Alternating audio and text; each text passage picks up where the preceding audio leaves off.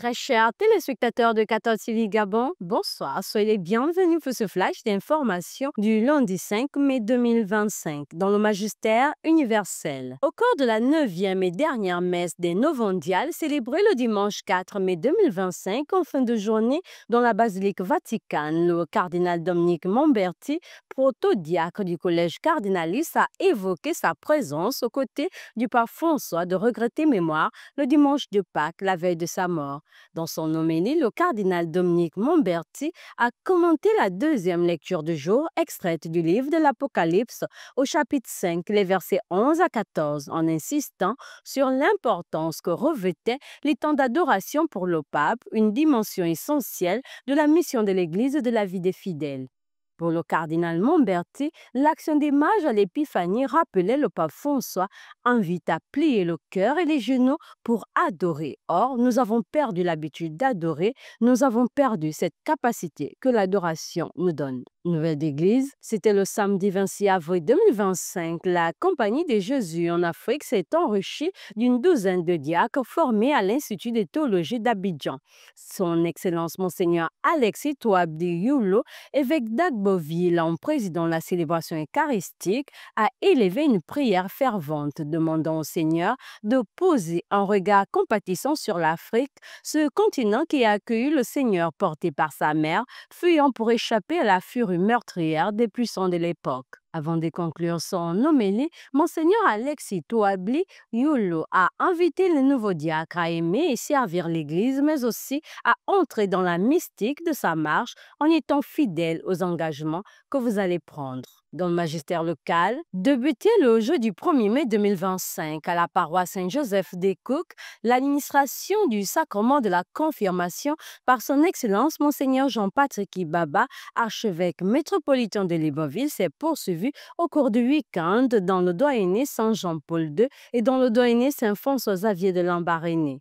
Au sanctuaire Marianne Notre-Dame du Gabon, ce sont environ 200 néophytes, aussi bien du sanctuaire que ceux de la paroisse Saint-Luc de Bikele, qui ont reçu le sacrement de la confirmation le vendredi 2 mai 2025, tandis que les néophytes des paroisses Saint-Joseph de Lambaréné, Notre-Dame de Logoué et ceux de Saint-François-Xavier ont reçu le sacrement de la confirmation le dimanche 4 mai 2025 à la paroisse Saint-Joseph de Lambaréné. Église en marche. Au cours de la messe du dimanche 4 mai 2025, troisième dimanche de Pâques, sœur Christina de la congrégation de Jésus-Marie a célébré ses 60 ans de vie religieuse et son 80e anniversaire de naissance à la paroisse cathédrale Notre-Dame de l'Assomption Sainte-Marie. C'est l'archevêque émérite de Libreville, son Excellence Monseigneur Basile Nvehingon, qui a présidé l'Eucharistie et concélébré par le chargé d'affaires de la nonciature apostolique, Monseigneur Grégory Piotr Bielaska et d'autres prêtres. Le prêche a été assuré par l'abbé Jean-David Ndangambamdo, curé de cette cathédrale, qui a rendu grâce à Dieu pour le don de la vie et l'engagement de sœur Christina sur cette terre de mission, le Gabon. Une joie partagée par toute la communauté paroissiale et par les religieuses des autres congrégations. Allons dans le diocèse de Franceville. Au cours du troisième dimanche de Pâques, dimanche 4 mai 2025, Père Prosper Pembe a présidé la célébration eucharistique à la quasi-paroisse Saint-Charles-Luanga de Kulamoto dans le diocèse de Franceville. Cette messe qui a rassemblé les fidèles de cette localité a été concélébrée par l'abbé Ross Lasnel Mabéi, curé de cette quasi-paroisse. Dans son homélie, Père Prosper Pembe a invité les fidèles à répondre à l'appel du Seigneur pour vivre l'amour de Dieu et de le partager autour de soi. Dans la rubrique Société, l'organisation patronale des médias, en abrégé au PAM, a organisé ce lundi 5 mai 2025 une journée de réflexion liée à la célébration de la Journée mondiale de la presse, célébrée le 3 mai de chaque année. Axé sur le thème La place de la presse gabonaise dans la Ve République, le but des organisateurs est de mettre en place un nouveau code de la communication afin de s'arrimer à la nouvelle constitution. C'est Jean-Yves Ntuntum, président de l'EPAM, qui a ouvert les dits travaux en présence des représentants du ministère de la Communication, ceux de la Haute Autorité de la Communication et les journalistes des différents médias du Gabon. Cette journée de réflexion de la presse gabonaise s'est achevée par des recommandations. Le monde entier célèbre ce lundi 5 mai 2025 la 23e journée internationale de la sage-femme sous le thème Sage-femme indispensable dans chaque crise.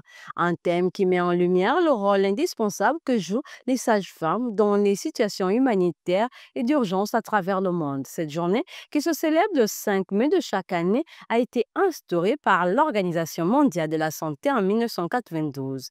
Elle est l'occasion de mettre en exergue ce métier de donneuse de vie, rendre hommage aux femmes et aux hommes qui le pratiquent et montrent leur importance au sein de la société. Au Gabon, cette journée n'est pas passée sous silence. Elle coïncide avec la célébration du 30e anniversaire d'existence de l'Association des sages-femmes du Gabon. Chers téléspectateurs de 14 TV Gabon, c'est ainsi que s'achève votre flash d'information de ce lundi 5 mai 2025. Nous vous remercions de l'avoir regardé. On marche vers les 200 ans de l'histoire de l'évangélisation de l'Église catholique au Gabon. Gardons la foi, l'espérance et la charité.